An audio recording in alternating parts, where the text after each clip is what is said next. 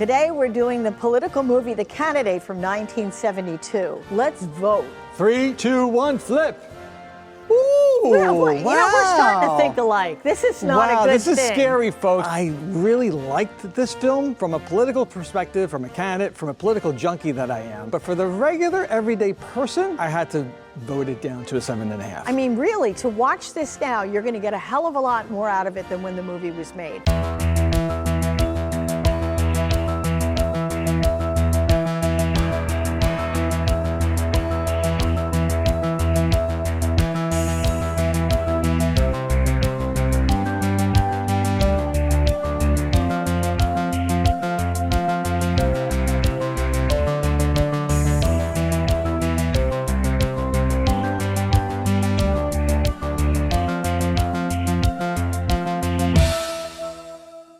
We're filming in this beautiful, gorgeous courtroom in Elizabeth, New Jersey. Hear, hear. And it's City Hall because we're doing political films because, of course, there is somebody coming into office in January, and we thought it lent to the theme of the January month. So, Joe, you want to tell us something more about it? Yeah, you know, here at the Real Watchlist Plus, we want to thank the City of Elizabeth and especially Mayor Christian Boyle for allowing us to use this beautiful city council chambers. There's such history behind the city and this building, and your support gave us the perfect backdrop, adding depth and authenticity to our production. We couldn't have done it without you. Thank you, Mayor Boyle, for preserving such a gem and sharing it with us. I talked great about the movie, you talked great about the movie. What didn't you like? And I could tell you what I didn't like. I like the film, but I said the reason I voted it a 7 is because out of context, like the context of your age and the context of the climate of America in 2024. This movie, if it was another time period where everything was in America calm and everybody was kumbaya, maybe it wouldn't make the biggest impact. But because of now, it made more of an impact. And as you get older, you see manipulative tactics, especially now with commercials that cost zillions of dollars. Or Joe Rogan, which is a big deal.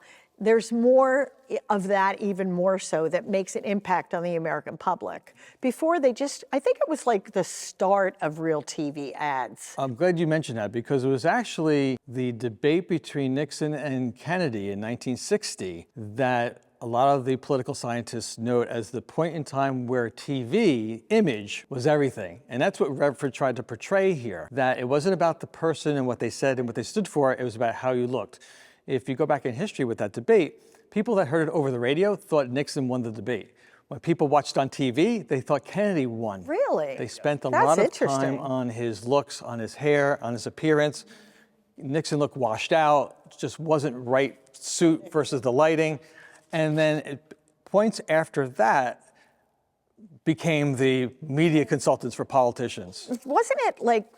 Wasn't Redford interested in McCarthy's campaign too? So the screenwriter, Jeremy Larner? Jeremy Larner. Well, Larner won an Academy Award for this screenplay. He did. I don't have that. You didn't have that? Oh, see. I'm telling Joe you. knows something. Well, it's that Redford was watching it. He was political right from the start. And he got very frustrated watching everything. So he hired him, he hired Larner to write the script, and I think Larner had worked with McCarthy. He was his speechwriter. Yeah, so he thought, okay, let's get this political thing going. I really want to make a statement about politics. You know how stars get involved in politics now? But back then it was a little more subtle. They didn't get up at the Oscars and say all this stuff they do. But Redford really wanted to make a statement and wanted to be more involved and get something that was more real. So the style of the picture is kind of like a docudrama. And there's a lot of cameos in here, like Harry Reasoner was a really big newsman back then, and they use vintage footage from different campaigns.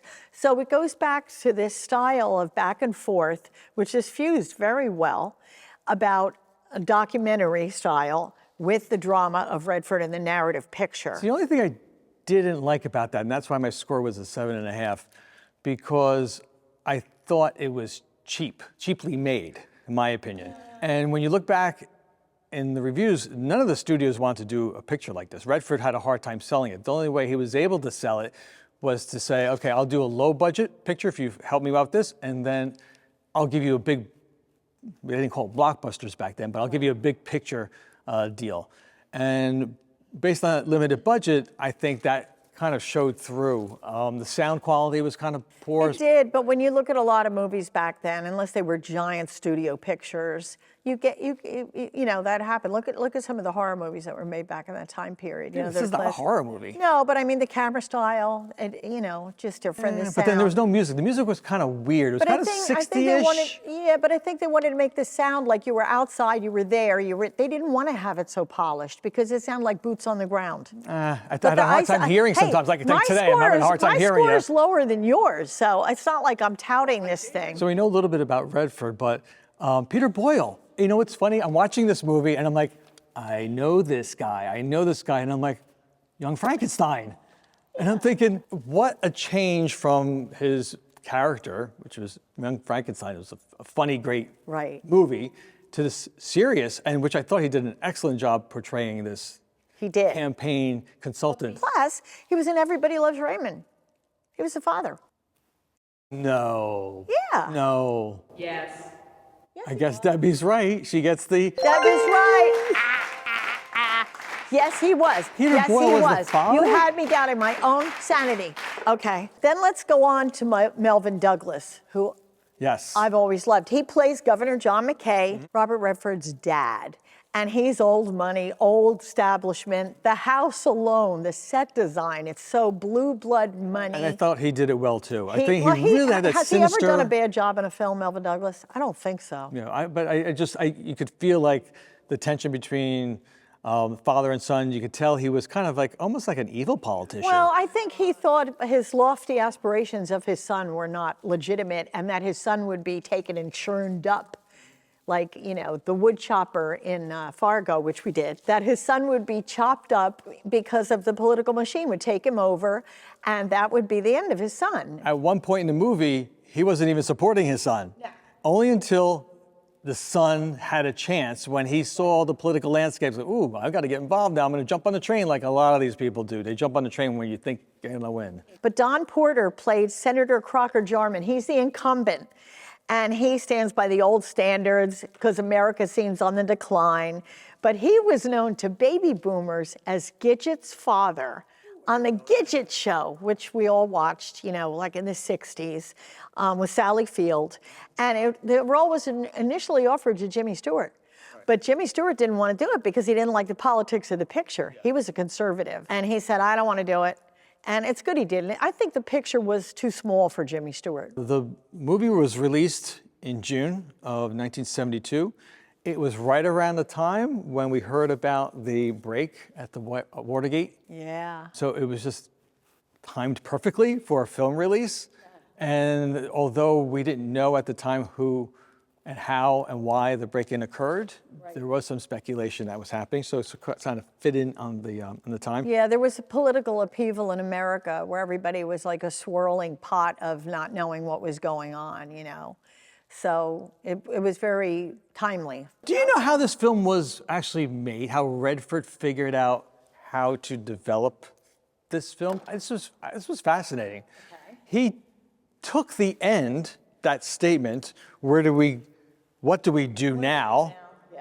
And built the screenplay, helped Larner create the screenplay based on that. He knew he wanted to talk about disillusionment. Mm-hmm. He knew where it wanted to go, but how he got there was all Larner. Also, real cool cameos in this is Natalie Wood.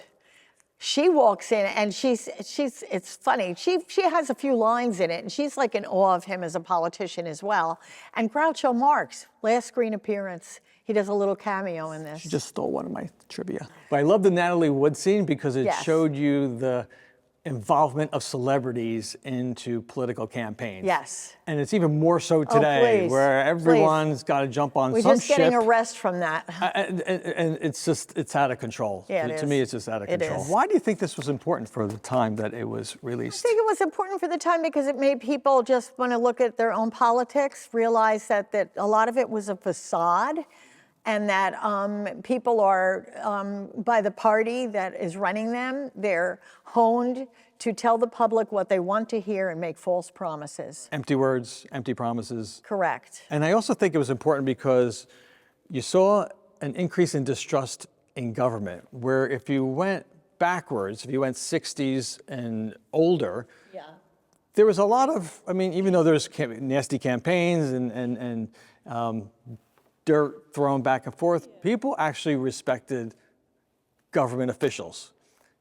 That shifted in the 70s, especially when what happened with President Nixon and then beyond. So there's such a distrust in government. Everything with the assassinations before Martin Luther King and Kennedy, and it just Vietnam War, we had that going on too. They were still involved. Debbie, are you ready? Yes, I am. Robert Redford plays a candidate who becomes a United States Senator for California. Ironically, years early, he would have his first brush with a California senator who would later become president. Who was he? I don't know. I would say Ronald Reagan, but he wasn't a senator, he was a governor. You're right. I have no idea. You could have a gun to my head and I'd be dead. Richard Nixon. Even though you're telling me, I'm like, okay. He tells the story that when he was 13 years old, he was given an award for sports for Boys Week. And he's quoted as saying, "When I went up to get my award and Nixon handed me the ribbon and shook my hand, I got a bad vibe." Almost like Christopher Walken in The Dead Zone, like he could foresee the future. So I thought that was pretty cool. That is pretty cool. Are you proud of yourself now that you've stumped me 100% and I knew nothing? And that's the whole point. I knew nothing, so you have your glow now. So you may know films, but I know political I don't know history. much. I don't say no films. If you say you know films 100%, even though you're a critic, you don't know them. So audience members, this one's for you. Pay attention. If you know the answer, post it in the comment section, and we'll give you a shout out on a future episode of The Real Watchlist Plus. Jeremy Larner won an Oscar for Best Original Screenplay, as you heard earlier. What movie did he do after that and wrote the screenplay for? Hint, it's a trick question. What did he do after this film that got him?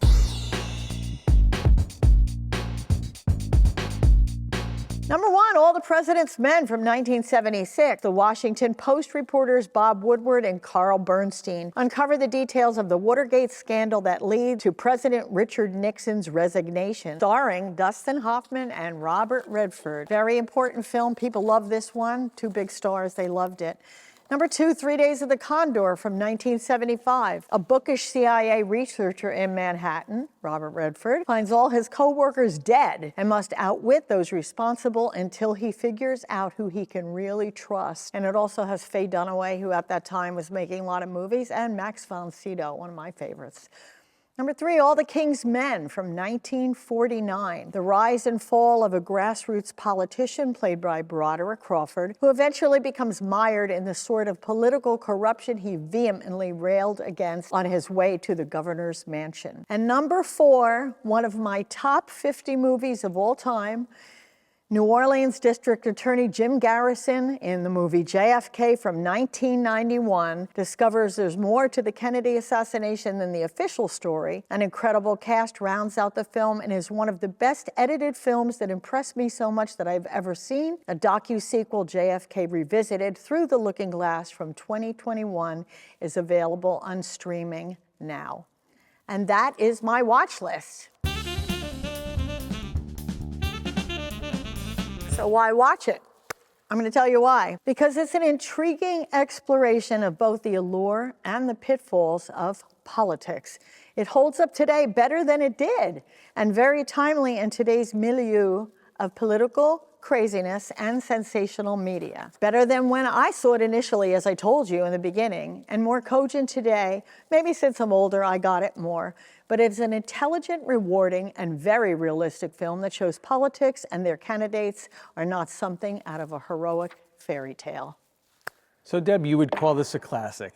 Well, you know, I don't know, it's a go-to classic, but it has the time. It has a lot of elements of what we did before when we did The Revenant of a classic film. So I will agree that I think it's a classic. I don't know if it's cinematic-wise a classic, but as far as standing the test of time, you mean you're talking about, it's a political commentary about how we elect our officials. It's about, I loved it because it went into the nuances of running a political campaign and a candidate running from, stealing and swapping hang tags on the doors to getting the homeless to vote, to running in the rain to grab people to get them to the polls. For political junkies, put this on your top list, especially if you're new to politics, watch this. If you're not new to politics and you maybe watching a Robert Redford movie, yeah, watch it. Otherwise, I don't know if I would encourage people to watch it if they're really not into this. And it's important to note, we're going through a change in presidency, something that happens to our country every 4 years. So it's a timely movie to be reviewing and also watching to get a sense of where we were back then and where we still are today. I know you're a politician, but I gotta stop you right here because we gotta get going on another movie. Yes, so like they said, what do we do now, Deborah? Well, I'm gonna do this to you right now, and I'm gonna say, Joe, I love you to pieces. You're all excited about your politics, but we gotta get going, and we never know where we're going until we go there.